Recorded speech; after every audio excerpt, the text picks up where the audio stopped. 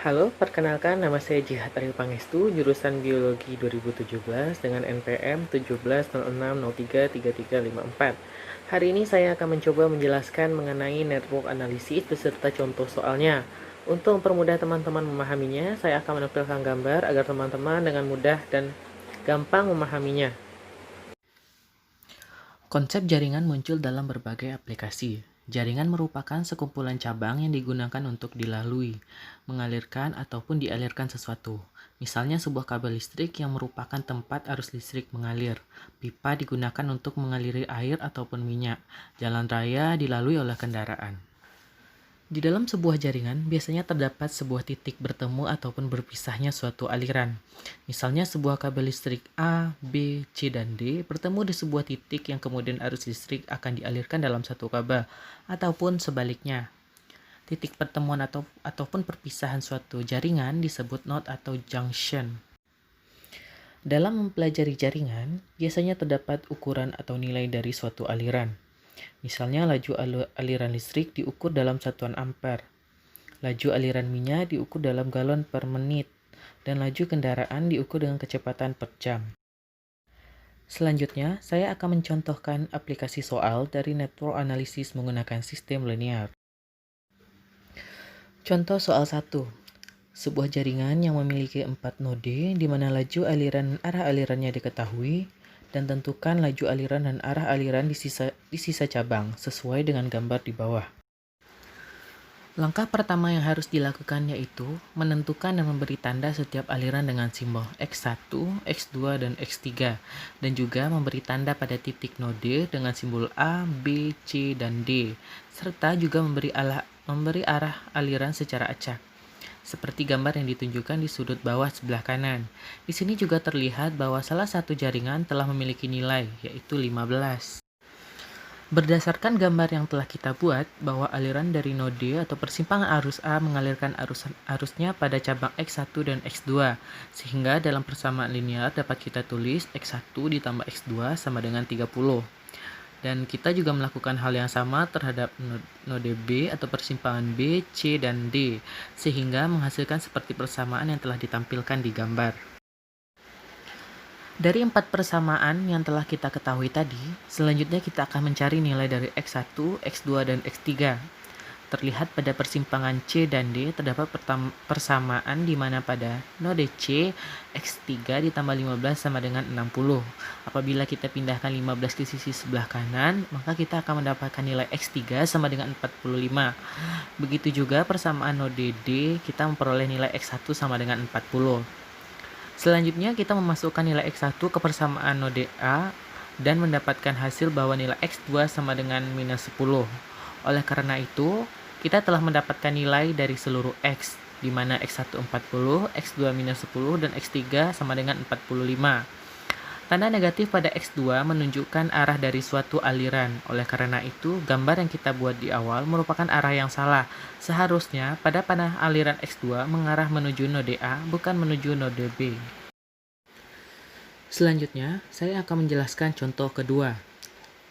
Bunyi soal, jaringan pada gambar 1.10.3a menunjukkan rencana yang diusulkan untuk arus lalu lintas di sekitar taman yang akan menampung Liberty Bell di Philadelphia. Rencana tersebut memerlukan lampu lalu lintas terkomputerisasi di pintu keluar Fifth Street, dan pada gambar ditunjukkan bahwa jumlah kendaraan yang masuk dan keluar di dalam kompleks adalah sama, dan semua jalan di sekitar kompleks merupakan jalan satu arah. Terdapat 2 pertanyaan pada soal ini. Yang pertama adalah, berapa banyak kendaraan per jam yang harus dilewati di lampu lalu lintas untuk memastikan bahwa jumlah rata-rata kendaraan per jam yang masuk ke dalam kompleks sama dengan rata-rata jumlah kendaraan yang keluar. Yang kedua, dengan asumsi bahwa lampu lalu lintas telah diatur untuk menyeimbangkan arus total masuk dan keluar, apa yang bisa Anda katakan tentang jumlah rata-rata kendaraan per jam yang menghalangi di sepanjang jalan yang membatasi kompleks? Langkah pertama yang akan kita lakukan yaitu membuat gambar dan memberi tanda X1, X2, X3, dan X4 pada arus lalu lintas di sekitar kompleks dan memberi tanda pada persimpangan jalan dengan simbol A, B, C, dan D. Langkah selanjutnya yaitu berdasarkan arah panah menuju Liberty Park, kita dapat menghitung jumlah mobil yang masuk dan keluar. Yaitu jumlah mobil yang masuk yaitu berjumlah 1.700 dan mobil yang keluar yaitu sejumlah X plus 700 plus 400. Karena kita telah mengetahui bahwa jumlah masuk dan keluar jumlahnya sama, maka kita bisa segera mengetahui berapa nilai X, yaitu senilai dengan 600, dan X merupakan lampu lalu lintas. Oleh karena itu, jumlah kendaraan yang harus lewati lampu lalu lintas yaitu berjumlah 600 mobil. Selanjutnya, berdasarkan gambar yang telah kita buat di awal, langkah yang harus kita lakukan yaitu membuat persamaan berdasarkan persimpangan jalan yang telah kita tandai tadi. Persimpangan jalan A terdapat aliran masuk mobil sebanyak 600 dan 400, kemudian dialirkan menuju X1 dan X2. Sehingga kita dapat menghasilkan persamaan 400 plus 600 sama dengan X1 ditambah X2. Begitu pula untuk persimpangan selanjutnya, sehingga menghasilkan persamaan untuk yang B, X2 plus X3 sama dengan 400 plus 6, untuk yang C 500 plus 200 sama dengan X3 plus X4, dan yang D X1 plus X4. Karena kita telah mengetahui nilai X sama dengan 600, maka persamaannya akan seperti di gambar. Dari 4 persamaan yang kita punya, sesungguhnya kita memiliki banyak solusi. Langkah yang akan kita lakukan yaitu dengan membuat persamaan di mana X4 sama dengan T, maka akan menghasilkan nilai di mana X1 sama dengan 700 kurang T, X2 sama dengan 300 tambah T, X3 sama dengan 700 kurang T, dan X4 sama dengan T.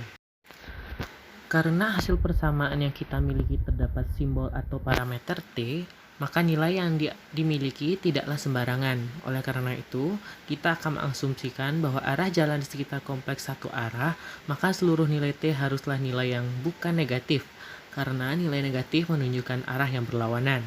Sehingga kita akan mendapatkan persamaan seperti di gambar. Untuk X1, X3, dan X4 memiliki range nilai yang sama, di mana nilai X haruslah lebih besar atau sama dengan 0 dan harus kurang atau sama dengan 700. Untuk X2 harus lebih besar atau sama dari 300 dan kurang atau sama dari 1000. Sekian penjelasan dari saya, semoga teman-teman dapat mengerti dari semua penjelasan saya. Salah janggal saya mohon maaf. Wassalamualaikum warahmatullahi wabarakatuh.